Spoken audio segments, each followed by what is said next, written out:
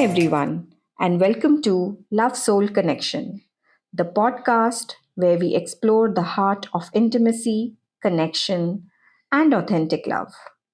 I am Meeta, your intimacy coach and sexuality educator, and today we are diving into an exciting episode called Mythbusters of Love.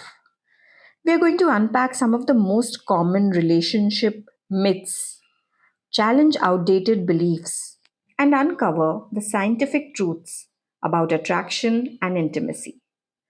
You might just walk away seeing love in a whole new light. So grab a cup of tea, find a comfy spot, and let's connect on this journey of discovery.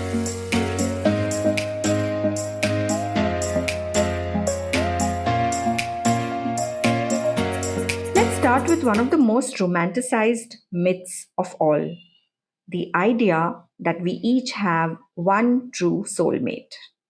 It's a beautiful concept, a destined partner who completes you. But let's take a closer look. Is this belief actually helping us to find lasting love, or is it holding us back? Here's the reality: the soulmate myth creates unrealistic expectations. Research in psychology and sociology tell us that successful relationships aren't built on fate. They are built on mutual effort, shared values, and communication.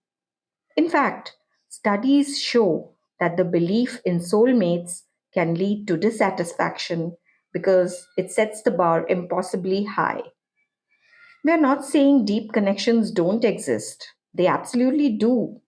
But the idea that there's only one person for you, that's more about fairy tales than real life. Let's dig into some science. According to a study by Dr. John Rempel, relationships that thrive aren't about destiny, they are about growth. People in growth oriented relationships believe they can overcome challenges together, while those in destiny oriented relationships are more likely to give up when things get tough. Let me share something personal. For years, I was stuck waiting for the one. I believed that if I found my soulmate, everything would magically click. But every relationship that didn't feel perfect left me questioning whether I had made a mistake. It wasn't until I let go of the soulmate myth that I found true, lasting love. I stopped looking for perfection and started focusing on building a strong connection. That shift changed everything. It took the pressure off and it allowed me to show up authentically. Now let's take a moment to reflect. So ask yourself, do I believe in soulmates?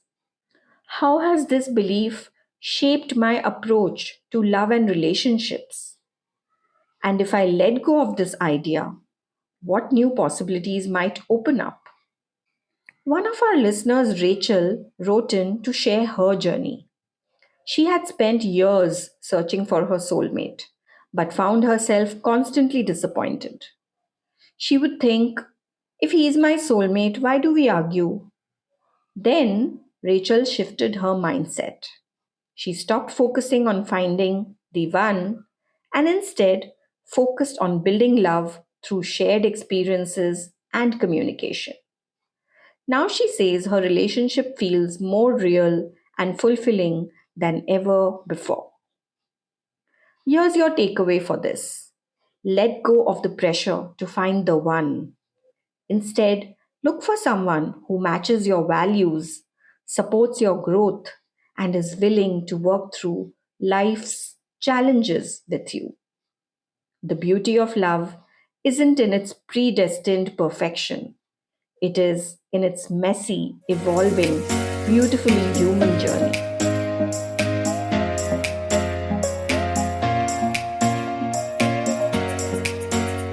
Next up is a myth that trips up so many people: the idea that if a relationship is meant to be, then it should be easy.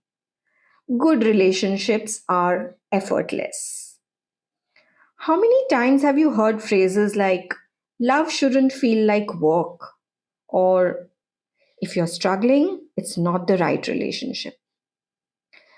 While it sounds appealing, this belief can sabotage even the strongest partnerships. Let's debunk it. The truth is, all relationships require effort. Yes, even the good ones. Love isn't just a feeling, it's also a practice. Research shows that thriving relationships are built on consistent attention, communication, and shared effort. Here's why: life will throw curveballs, stress, career changes, family challenges, and even the happiest couples need to adapt together. Emotional intimacy doesn't magically sustain itself, it needs nurturing, just like a garden needs watering. Think about it. You wouldn't expect a car to run forever without gas, or a plant to thrive without sunlight and care. Relationships are no different. Effort doesn't mean that something is broken, it means that you are invested in the relationship. Dr. John Gottman, one of the foremost researchers on relationships, found that successful couples actively turn towards each other in small but meaningful ways. For example, responding to your partner's bid for attention, even if it is as simple as them commenting on the weather, expressing gratitude regularly, even for everyday things like cooking dinner or taking out the trash. These little efforts accumulate over time, building a strong foundation of trust and connection. Let me share a story from my own life. Early in my relationship, I used to think that any disagreement or rough patch meant that something was wrong. I would panic and wonder, are we not meant to be together? But then I learned that challenges are normal. When we started approaching disagreements as opportunities to understand each other better, something shifted. Suddenly, the work didn't feel like a burden. It felt like a way to deepen our connection. So now, when we hit a rough patch, I would just remind myself: effort is love in action. Here are three ways to reframe your effort as an act of love. Once a week, sit down and ask each other, how are we doing as a team? Just keep it simple and focus on listening without defensiveness. Celebrate your small wins. Effort isn't just about fixing problems, it's also about celebrating what's going well. Take a moment to say, I really appreciated when you did this. It meant a lot to me. And know each other's love language. Knowing how your partner feels loved can make your efforts more impactful, whether it's physical touch, acts of service, or quality time. Tailor your actions to what matters most to them. Let's reflect for a moment. Think of a time when you and your partner overcame a challenge together. How did it make your relationship stronger? If you're single, consider how you might approach effort differently in your next relationship. Here's your takeaway for this segment: don't fear effort in your relationship. It's not a sign that something is wrong. Instead, see it as the glue that holds your connection together. Effort isn't the opposite of love, it is love. Relationships don't thrive because they are effortless. They thrive because you choose each other day after day with intention and care.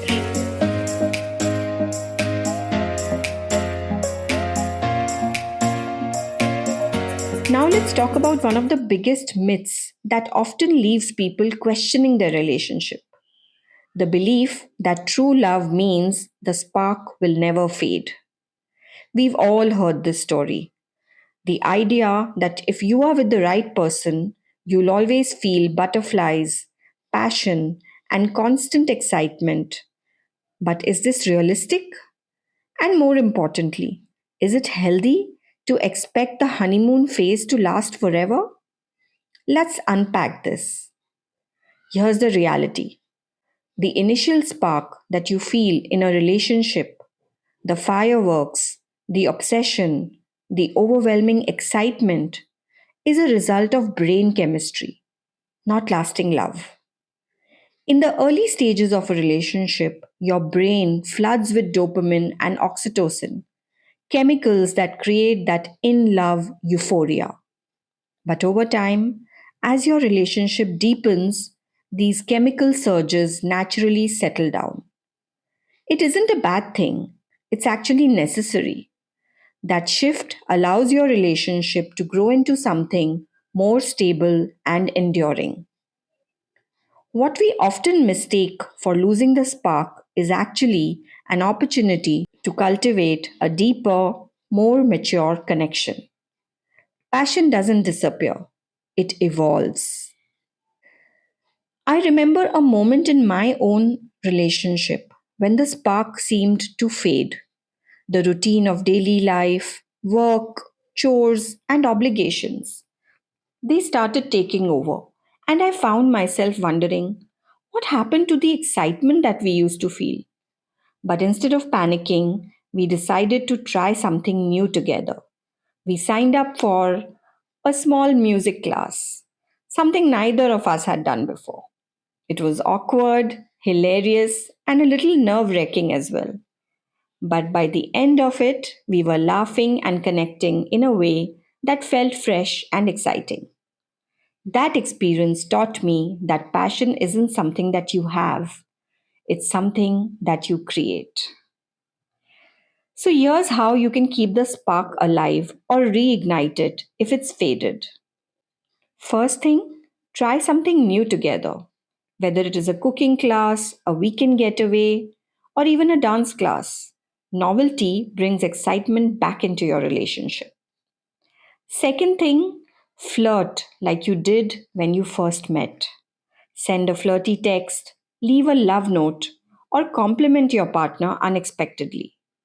These small gestures recreate the energy of your early days. Third, create space for desire. Give each other room to grow as individuals when you reconnect. You'll have more to share and explore together. Take a moment to reflect.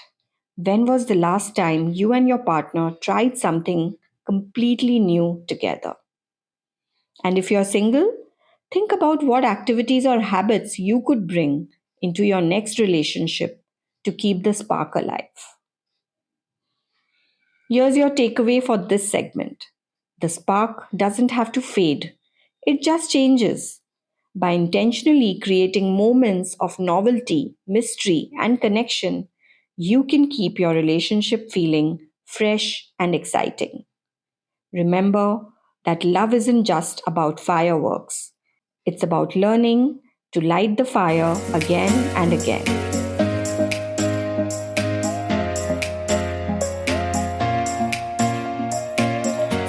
So that wraps up this episode of Love Soul Connection. Today we have busted some of the biggest relationship myths.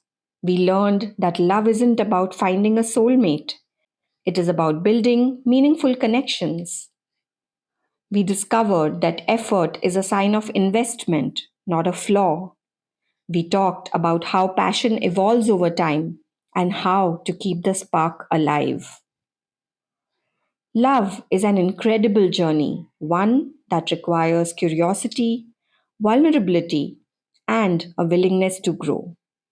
My hope is that today's episode will give you some insights and tools to create deeper, more authentic connections in your life. If you enjoyed this episode, I'd love to hear from you. What myths have you believed about relationships? And how did breaking free from them change the way you love? Share your thoughts, stories, or questions by sending me a message or connecting with me on social media. And don't forget to subscribe to Love Soul Connection so you never miss an episode.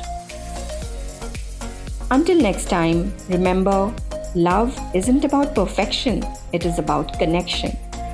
Keep choosing love, for yourself and for those you hold dear. Take care, and I'll see you back here soon on Love Soul Connection.